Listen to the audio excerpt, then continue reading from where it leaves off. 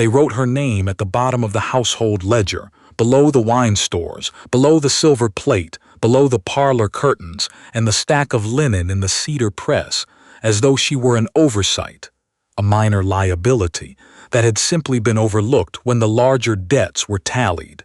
One line, no proper entry, nothing to indicate she was a person at all. Domestic servant, unpaid bond of service, 12 years outstanding, to pass with the estate upon settlement. The Duke of Ardenvale read that line, then he read it again. The room had gone very still by then. 3 solicitors, the county estate agent, a court clerk with a folder so fat with documents it had split at the spine, all of them standing in the great hall of Bryceholt Manor, waiting for the Duke to lift the pen and sign the transfer deed and be done with the whole dreary business by noon. Instead, the Duke set the ledger down on the long oak table, looked once across the hall to the young woman standing against the far wall in a servant's gray dress, and said in a voice quiet enough to make every man in the room hold his breath, "I'll want pen and ink before I sign anything." No one understood yet that he had not asked for the pen in order to sign. Anthea Brynn had been awake since before dawn. That was not unusual. In 12 years at Bryceholt, she had learned to measure the day not by the clock but by the cold of the stone floors in the scullery, the cold of the pump water, the particular biting cold of the back staircase in October that told her autumn had truly arrived, and that the coal order had been delayed again. She had been carrying a scuttle up from the cellar when she heard the carriages, and she had set it down in that passageway and gone to the window that looked out over the front drive, not because she was curious, but because in a house with no one left who cared to warn her of anything, she had learned a long time ago to warn herself. There were 3 coaches, men in dark coats, a woman from the county records office she had never seen before, and behind her the estate agent from the village, a narrow man named Haslow, who had come to Bryceholt twice in the past month, and had looked straight through her each time as though she were part of the furniture. She knew what this was. She had known it was coming since the morning 6 weeks ago when the last of the Brynn family's creditors arrived with a bailiff and a sheaf of papers, and old Nance, the cook, the only person in that house who had ever spoken to Anthea as though she were a full human being, had pulled her into the kitchen and said in a low voice, "The house is done. Whatever happens next, you be ready." Anthea had been ready for 12 years. She just hadn't known for what. She was still at the window when the 4th carriage came up the drive, and this one was different from the others. It was plain.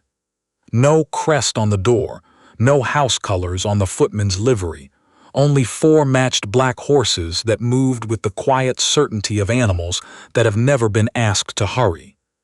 A man who needed you to know he was important announced it on his door. A man who did not need you to know anything at all drove a carriage like this one. The house changed the moment it stopped. She felt it before she understood it.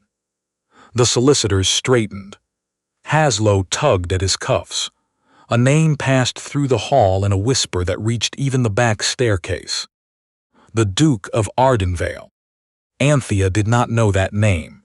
She would have remembered it. Dukes did not concern themselves with minor estates like Bryceholt, fallen ones at that, buried under debt and stripped half to the walls. Whatever had brought this one here, it was not the silver plate, or the curtains or the cedar press. She should have gone back to the cellar. Every year of careful invisibility told her to. Instead, she went to the hall doorway and stood where a servant with a purpose might reasonably stand, and she watched the man step down from the carriage. He was younger than she had expected, perhaps 32, dark-coated, unhurried, with the kind of stillness that did not come from ease but from long practice. He did not look up at the house the way buyers did. He walked straight past Haslow's outstretched hand without seeming to notice it, into the great hall and asked, before he had even removed his gloves, to see the household inventory. They laid it out on the long table. The Duke of Ardenvale read it from the first page. He read it the way Anthea had once seen a surgeon examine a wound. Not quickly, not with any expression she could name, but with a thoroughness that made the men around him grow progressively more uncomfortable. He turned each page without comment. The solicitors shifted their weight. Haslow cleared his throat once, and then thought better of repeating it. The Duke reached the last page. He read down to the bottom of the column. She watched him stop. She watched his eyes move to the final entry, the line they had written about her, below the curtains and the plate and the cedar press, and stay there. And then she watched him do the thing that would change everything. He read that line a second time, slowly and deliberately, as though he needed to be quite certain it had actually been written. The hall was very quiet. "I'll want pen and ink before I sign anything," the Duke said. He looked up. His eyes moved across the room and came to rest, very precisely, on the young woman standing in the doorway in a gray dress. Anthea felt the look the way you feel a hand placed on your shoulder without warning. Not unkind, but certain. She did not look away, though 12 years of service had trained her to.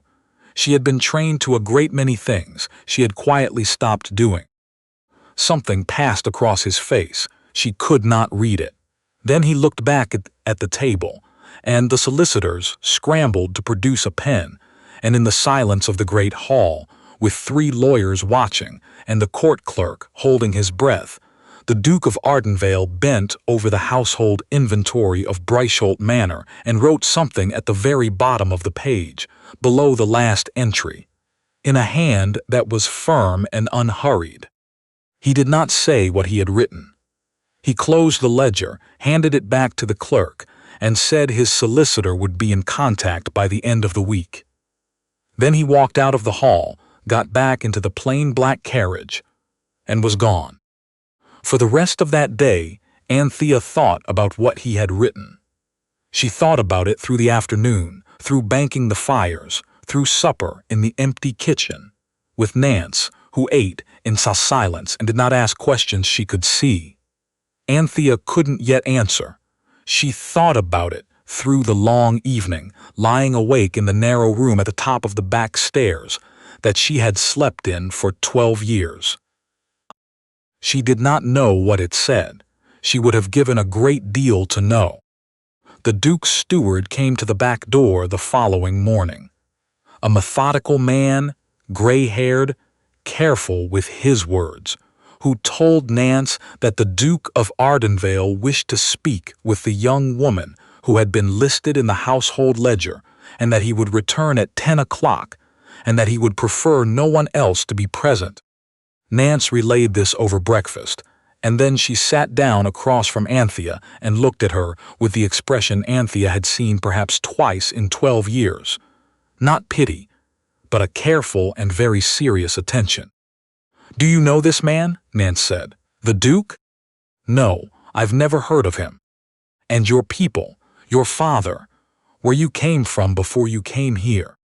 It was a strange question, and Anthea understood now, from the careful way it was offered, that the old woman had always known better than to ask it. "I was brought from a house in the north," Anthea said. "I was 8 years old.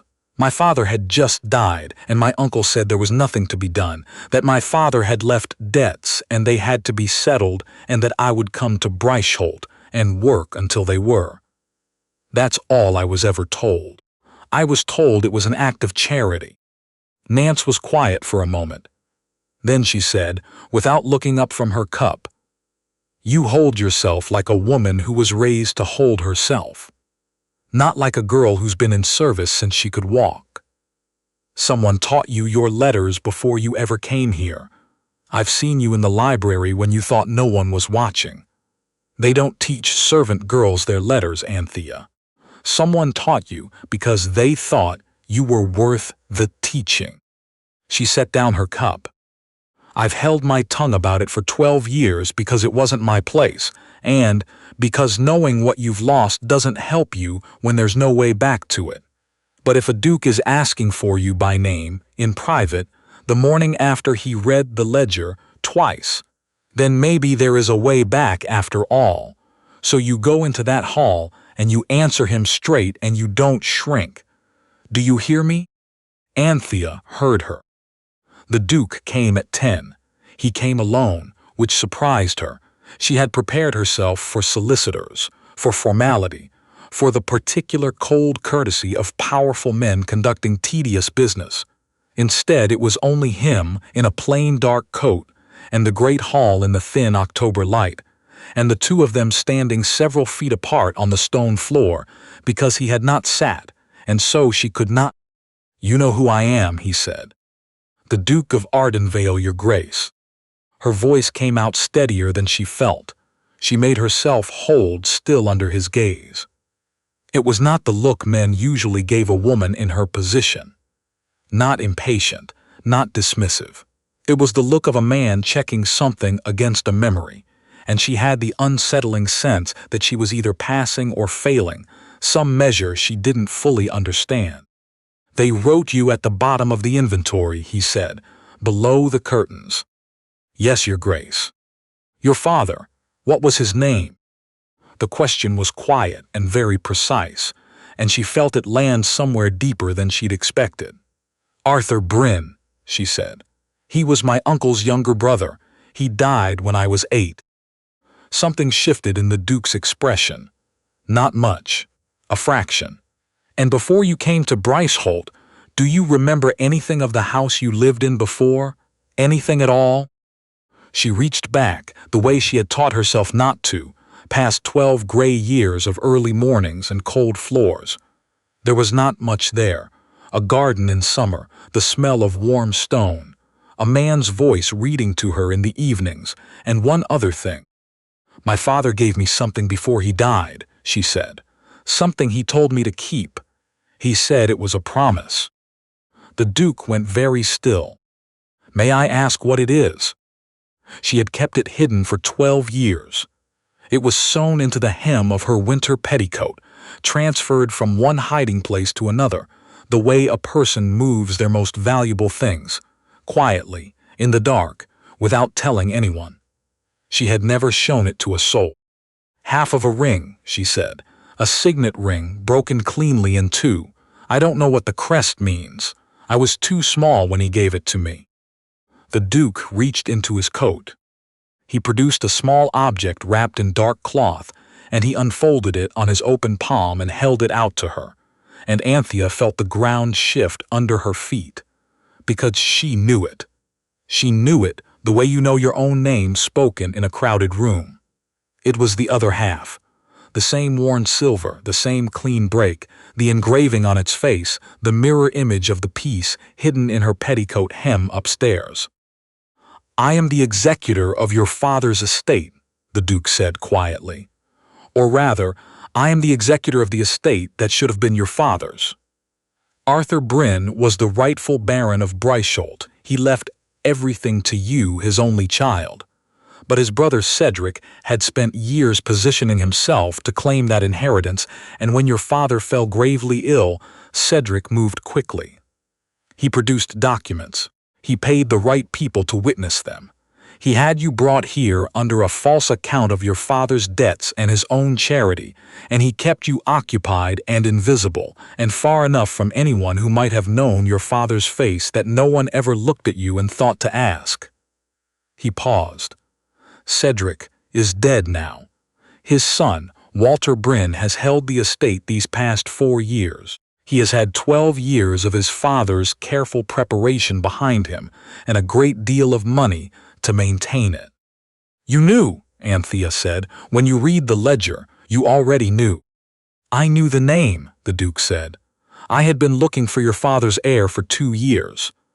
The transfer of the Bryceholt barony had been incorrectly recorded with the Court of Probate, and when I traced the discrepancy, I found a record of a daughter 8 years old, placed into domestic service under a bond of debt that did not exist.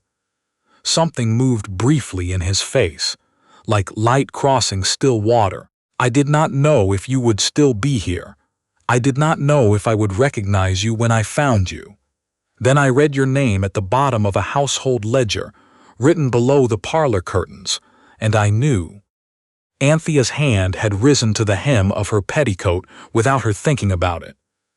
The old instinct, 12 years of keeping the ring piece hidden, her fingers moving toward the thing she had protected for so long without understanding why. "We should put the two pieces together," she said. They did. The halves of the signet ring joined cleanly, the break invisible once closed, the crest of the old Brynn barony intact and unmistakable across both faces.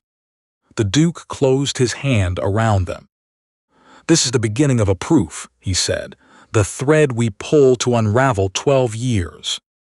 By evening, she understood they had less time than either of them had believed. Walter Brynn had a man at Bryceholt. She had not known it, she had never thought to look for it.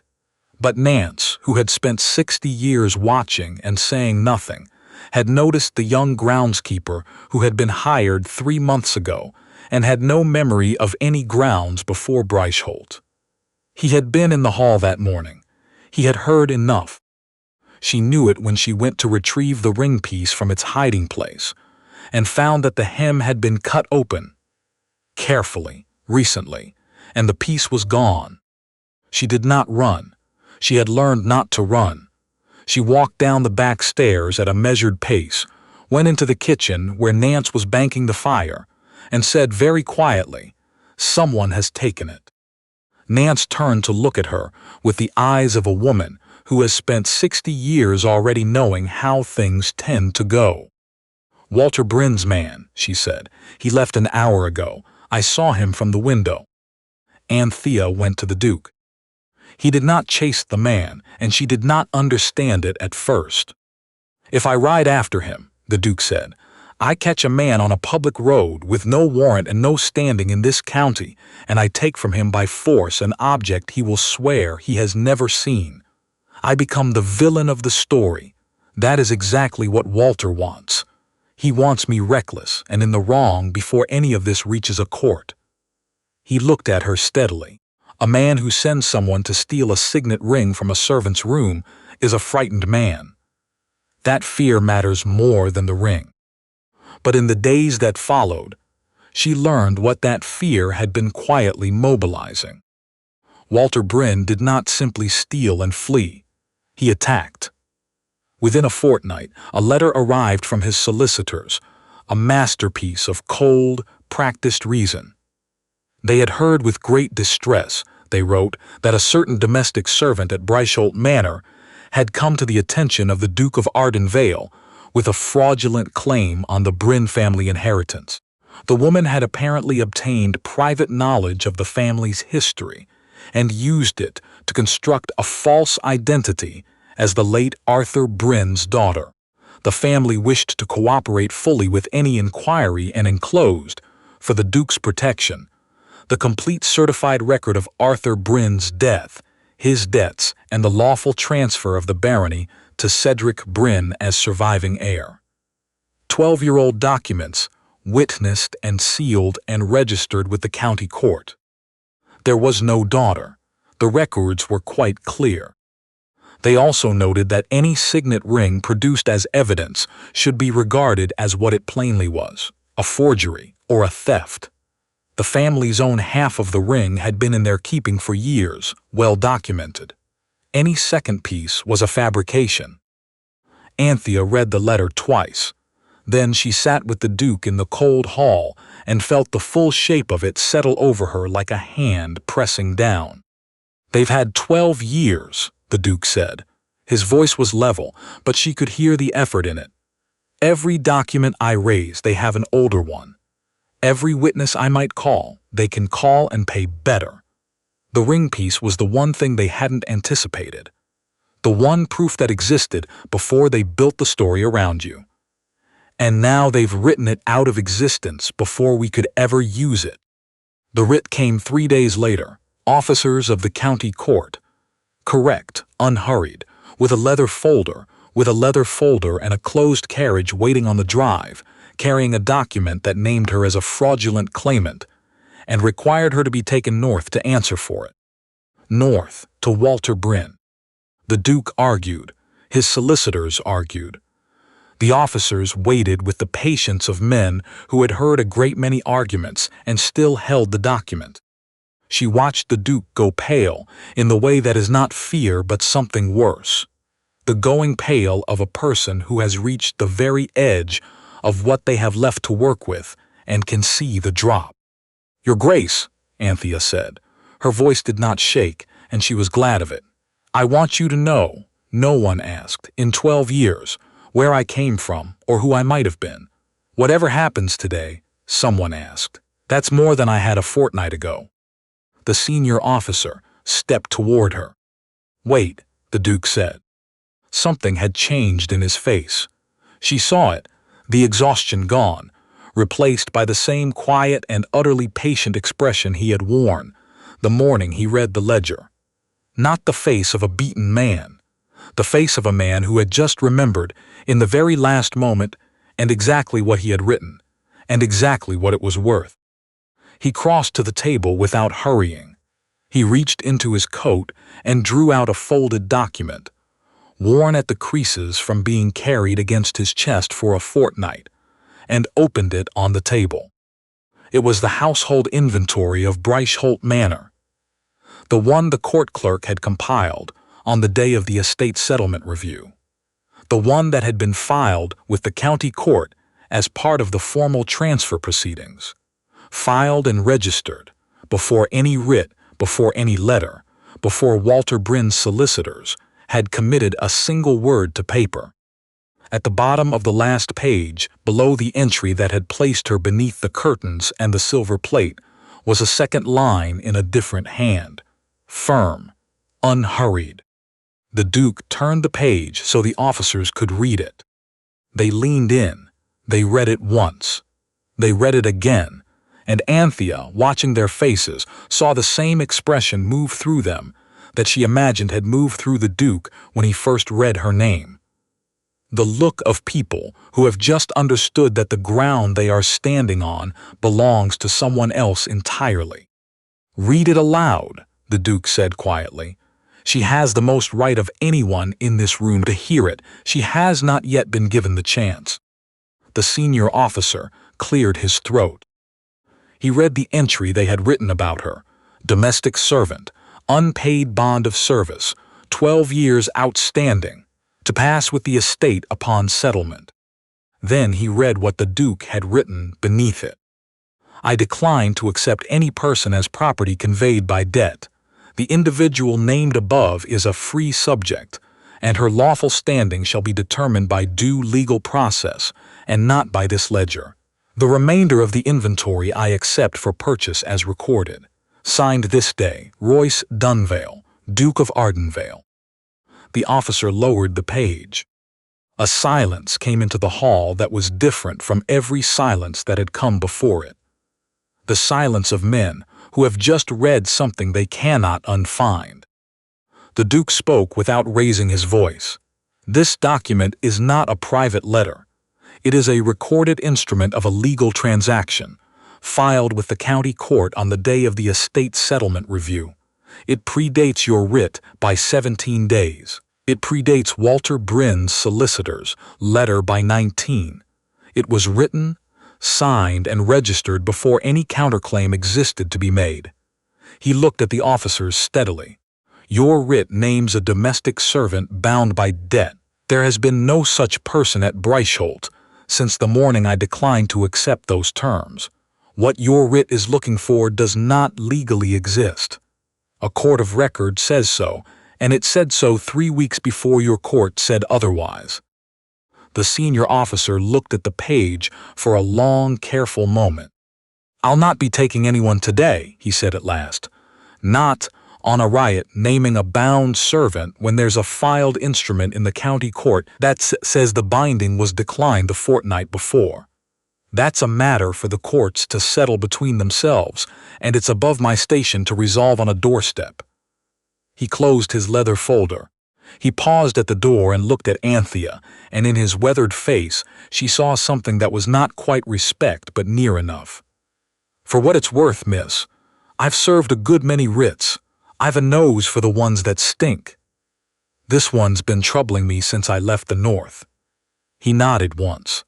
"I'm not sorry to carry it home unsigned." He went out. The carriage on the drive waited, and then it too went away, and it carried no one north. Walter Brynn, in the end, did not have the stomach for an open inquiry, though it took him some months to understand that clearly enough to act on it. The Duke had promised him exactly that, an open court, in full daylight, before judges Walter's money could not comfortably reach, into the death record of Arthur Brynn and the 12-year arrangement made with the late Cedric Brynn for the keeping of a child who was meant to simply disappear. Into every document Walter's solicitors had produced, and the name of every man who had witnessed them, into the groundskeeper who had been hired 3 months ago and left Bryceholt in a hurry, who was eventually found in a port town, and who, offered a choice between the consequences of theft and the consequences of silence, discovered he had quite a lot to say about both. The ring piece was produced. It was set beside the Duke's half, and the two joined as cleanly as they had in the cold hall at Bryceholt, the crest unmistakable across both faces. The engraving matched the entry in the old Brynn family record, found in a church archive 2 counties away, in a vault Walter had not thought to secure because he had not known it existed. Walter Brynn did not go to prison for the same reason his father had never quite been a murderer. He went for everything else. The estate he had held for 12 years was found never to have been lawfully his. What had always belonged to Arthur Brynn's daughter was, in open court, on a gray morning in late February, given back to her. 2 years later, Anthea stood in the library at Ardenvale and looked at the inventory for what she privately counted as the 400th time. The Duke had had it framed, the whole of it, every dreary line, the curtains and the plate and the cedar press, and at the very bottom the line about herself, and beneath that, in a different and steadier hand, the line that had saved her before either of them had understood she needed saving. She had wanted to burn it at first. He had asked her to keep it. "It's the worst thing anyone ever thought to write about me," she had told him. "It is the document that set you free," he had answered. "Read the last line." So it hung there. Visitors sometimes read the inventory with polite incomprehension, and then read the Duke's line beneath it, and went very quiet, understanding in the span of 2 sentences something about the kind of man they were visiting. He had asked her to marry him the previous spring.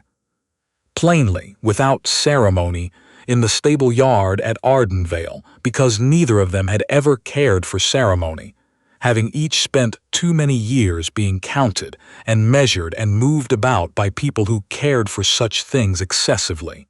She had said yes in the same manner, because there had never really been another answer in it. Not from the morning, he drew out a chair in a cold hall and asked to speak with her as though her answer were a thing that mattered. Nance had wept at the wedding, which she had attempted to hide and failed at entirely. She had said afterward, pressing Anthea's hands between both of hers, "I told you 12 years ago. Head up. I told you not to shrink, and you never did. Not once. Not even when they came to the door with their writ and their carriage. I was proud of you then. I'm prouder now. You told me to answer him straight," Anthea had said. "It's the only reason he knew. If I'd looked at the floor the way I'd been trained to, if I'd said I remembered nothing, if I'd shrunk, he'd have doubted. You were always something," Nance had said simply. "They just wrote you down wrong." On the library table, in the afternoon light, lay the pen. She had kept it. The Duke's pen, the one the flustered clerk had produced on the morning of the settlement review, the one he had used to write the line that remade everything before the world had given him any particular reason to. He had meant to keep it himself. She had simply taken it one evening without remark, and he had noticed and said nothing. Because he understood.